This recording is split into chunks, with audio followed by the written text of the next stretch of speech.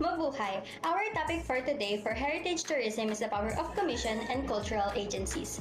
First topic is compulsory repair orders. Cultural heritage sites, often privately owned historical structures, can be severely damaged if neglected. Cultural agencies enforce mandatory repairs to preserve their conservation value. If condition worsen, an order is issued requiring owners to complete the repairs within 30 to 45 days deadline. If the owners fail, repairs are continued funded by the commissions.